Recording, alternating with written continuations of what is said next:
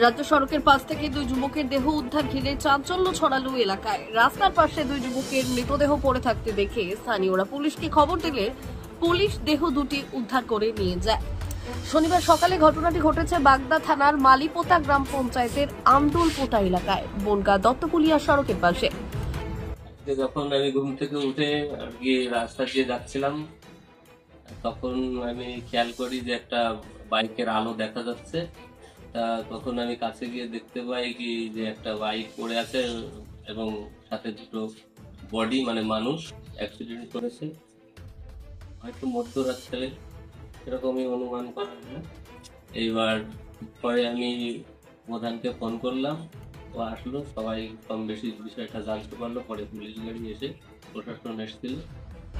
মালিপোতা গ্রাম পঞ্চায়েতের প্রধান দেবব্রত মণ্ডল জানিয়েছে, সকালে প্রাতঃভ্রমণকারীদের কাছ থেকে খবর পেয়ে আমি ঘটনাস্থলে উপস্থিত হই এবং দেখি দুটো ছেলে খুব রক্তাক্ত অবস্থায় পড়ে আছে। তৎক্ষণাৎ নাটাবেড়িয়া ফাঁড়ির পুলিশ আধিকারিকদের খবর দিই এবং ঘটনাস্থলে উপস্থিত হয়ে মৃতদেহ দুটিকে ময়নাতদন্তের জন্য বনগাঁ মহকুমা হাসপাতালে নিয়ে যায়। মৃতদের নাম মানিক সর্দার, বয়স 27, এবং বাপ্পা ওরাং, বয়স 16।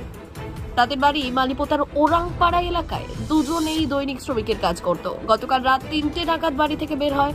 মানিক বাইক চালাচ্ছিল এবং বাপ্পা পেছনে বসেছিল। প্রতিবেশীরা জানিয়েছে মানিক বেপরোয়া ভাবে গাড়ি চালাতো, সেই কারণেই হয়তো এই দুর্ঘটনা ঘটেছে।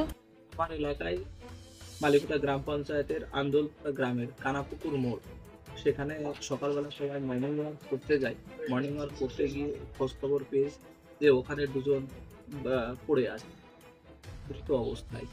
যথারীতি সঙ্গে সঙ্গে আমাকে জানায় এবং আমি স্পটে আসি এবং দেখি, সেখানে দেখি অ্যাক্সিডেন্টে যথারীতি একটা বাইক পড়ে আছে এবং দুজন মানুষ তারা মৃত অবস্থায় পড়ে আছে। তো সেই মুহূর্তে পুলিশ প্রশাসনকে জানায় এবং তারাও আসে এবং দেখা যায় দুজনাই মৃত এবং বাইকটাও সেখানে পড়ে আছে।